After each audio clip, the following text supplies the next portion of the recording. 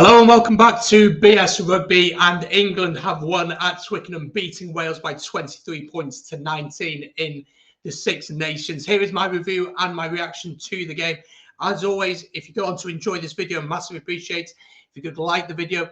Let me know your thoughts in the comments down below on the game, and of course hit that subscribe button and come join the channel, completely free to do, as we push towards 3,000 subscribers by the end of the Six Nations. We, of course, did do a watch on for the game. It was a nervy one, but thank you to everyone who came along and joined in, and it was great to have your company. I mean, let's have a chat about it then. England winning the game. England in the first half were fairly dominant, I'd have to say. They dominated in terms of possession. At the breakdown, Wales really struggled, and I'll highlight that in just a second in terms of the stats. You've got to give credit to England. In those areas, they were so dominant, especially, as I said, at the breakdown. England were patient, going through the phases and using the boot of this man, Marcus Smith, to get them over the line. He was putting over penalties after penalties. England, of course, leading by 12 points to 0. Wales did have moments in that first half with two chances where we're deep in the 22 of England. One penalty went against Wales, which I disagreed with, but the other one, a simple mistake from Wales. And against England at Twickenham, you have to take the opportunities. You've got to be more clinical. England went 12-0 in at half-time. England came out in the second half and would get the first score of the game. And I felt at the time on the watch-along, I was like, I think that might be it for the game. I think that might be the points that take it away from Wales. It was, of course, a line-out for Wales in our own 22, and Ryan Elias overthrew it. And it was comfortable for Alex Brandt to run through and crash over. Just very much a lack of communication from Wales, but also you'd have to say a really silly mistake, because Wales, up to that point where we'd had the ball, we'd looked dangerous. We looked like we could create something. We looked like we could do something. And that frustration really was seen across the players, because at that point, at 12-0 down, you've had the bit of the ball. When you've had it, you've looked dangerous. You defended pretty well, except for the breakdown. You feel pretty comfortable at that point. You feel like you could do something at that point. To go 17-0 down really was a challenge. But that was not game over for Wales. It simply was not game over for Wales. It was something that I was really impressed by, our ability to come back in this game. And we saw that through Thomas Williams, who got a try in the second half. A fantastic try from Thomas Williams, a break from him for Wales.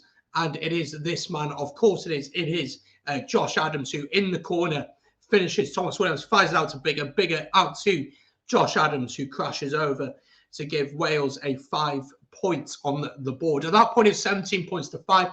Bigger misses the conversion, which at the end would really have a big tell on the game, wouldn't it?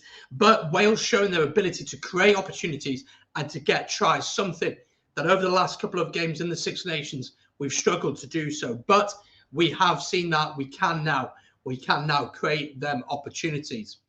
England would continue to push. They'd go through phases and they would get two extra penalties in the game, once again from the boot of Marcus Smith, who was named as man of the match. I thought his kicking was pretty good all day, missed one kick, but on the whole was very comfortable. And then in terms of Wales would get a late try through Kieran Hardy, and he would take the penalty quickly, and Wales would cross for that try, as well as having a penalty in there as well. But on the whole, England probably just about edging the game. Let's have a look at some stats from the game as I just share my screen with you folk. And we will scroll up here and have a look at the match stats. So in terms of possession, Wales actually ended up having more possession than England, 51% to the 49%, while territory, England were just about dominant in that. But what I want to really highlight is some of the stats in the open play. If you'll let me actually click on it, which it won't, so we'll move on to try and have a look at the discipline. No, we can't see that. That is very good. We'll refresh the page and try again, shall we?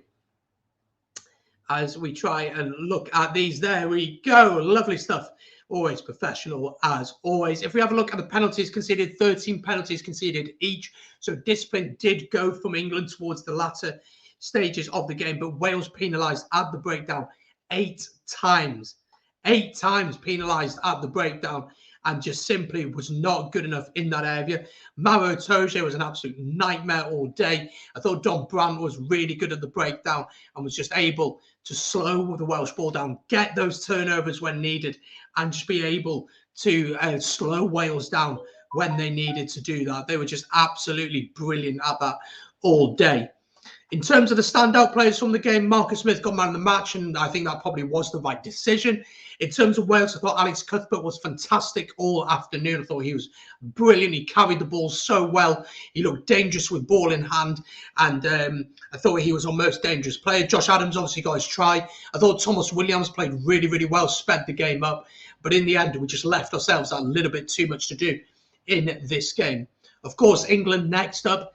They, of course, have the Irish. They take on the Irish, while Wales welcome France to the Principality Stadium. That's a Friday night game in 2 weeks.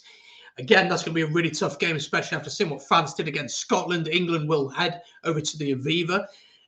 As a Welshman, I'm proud of the reaction that we showed. I'm proud of the fight that we showed. It was just that first half where we didn't get any points on the board. From an English perspective, the breakdown was fantastic from you guys today, and you were pretty physical. But apart from that, I didn't feel like England played that well. Whether that's a sign of a good team managing to win, or if it's a sign of something else, I'm not too sure. It just didn't click for England today in attack at all. You know, the try that they got through Alex Don Brandt was just a fluke try, really a complete mistake from Wales. Yes, he does well to get onto the end of it and finishes it really, really well. You've got to give him credit for that. Usually that wouldn't happen in a game. So for England, a lot to work on ahead of Ireland. We'll see how they go against Italy tomorrow. We expect them, of course, to win that. But on the whole, congratulations to England. Really important to show that respect.